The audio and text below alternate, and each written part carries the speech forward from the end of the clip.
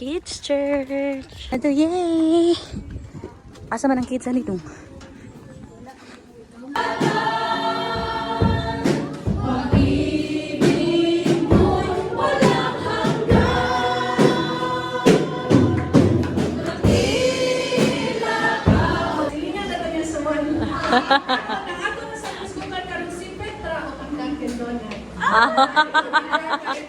Pagka. Pag-agi na pa sa Dunkin' Donut, nana kayong color, kung makakon ko ni mo o Dunkin' karon, naagi na yung workinganan, ang ubangan din sa Dunkin' Donut. Agay. Gold, kamano mo sa inyong tako. Sa kawalo na mong tuyok-tuyok. Walo di ay. Nangita na.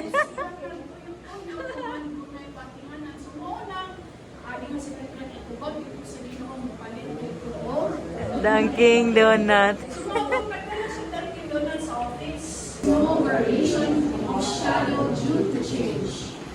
Of his own will be brought forth with the word of truth that should be a kind of his grace. Minahal ko mga igsoon, ayaw ka mo panimbo. Ang tanan ayog higpit nga magasa nagikan sa langit gikan kini sa Dios nga maoy nagbuhat sa mga kahayag diha sa langit. Dili gayud siya mausab o magpakitag landog sa pagkausab. Sa iyang pagbuot ihimo kita niyang mga anak pinaagi sa pulong sa kamatuoran aron sa tanan niyang binuhat may sama gikan sa unang mga bunga. Let's all bow our heads in prayer. Makakuha ta actually o tulong na punto mga kaigsuonan.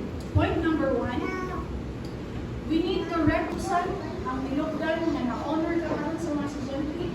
Ang pinugdan na nakakaniling tanan din sa Ang Ginoo wala po na tayo na ato, mawala na to na dawat. So everything that we have right now, even the ability to sit down, imagine kung sakit ang inyong upo, makalimot pa mong tarong. Barog. Diba? Dapat No. isa. Bisan pa na o ikaw ang nakatag-iyan ni kanan. Kunya, dato man ka, alam ka mo yung mga balay, nakadawat man ka.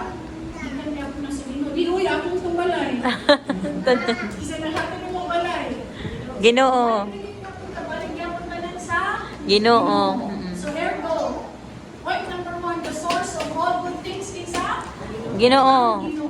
Di nga itong saipan ni mga kaigsonan, kaya sa usa ka gamay kayo nga bata, ayan, bigyan na sa gawas. Kaya mga sa stability sa Ginoo. Let's go back again to our text. Every good gift and every perfect gift comes from coming down from creatures of His own will, meaning to intend may mga area sa itong kinabuhi na para nato nahilat ta na ang kaning salaha mo ragit ni makapalipan na hindi kumiling tulad ko.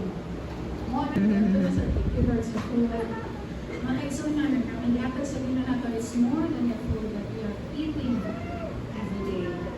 And then mga kaigsunan, let's have a gratitude check and let's stop chasing the counterfeits. At ito sa pinugdan, dilita sa katong nihatag lang ko, ay ilan na dito. Point number 3, let's find security in God. And let's trust His goodness and let's anchor our faith in God instead of being shaken by the circumstances.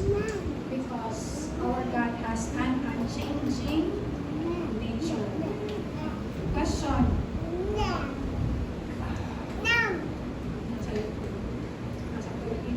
Are we resting in God's unchanging nature? Or are you letting your circumstances dictate your faith? Again, can you repeat? Are you resting in God's unchanging nature? Or are you letting your circumstances dictate your faith? Masalit lang po sa Ginoo in good times. Pero in bad times, dito. Whether good or bad, Trust in God. let's trust God's goodness. Kaya mention sa Ginoo, wala ni pakyas o bisan usa ka segundo sa angay na ato sa ligang kung sindi. Kaya di mo siya magayon.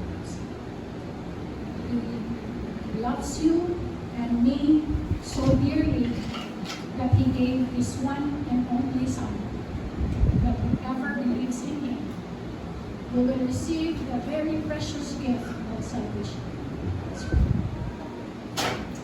So that's all. Thank God. And that's all our answer. Have offered yours for us. Ay, masidla ka, tiha. Oy, happy Mansari. Yay! Yara, it's so good. You celebrated it here. Iya, kay kantong na niya ganyan gihon. Ani kaon siya, ani kaon.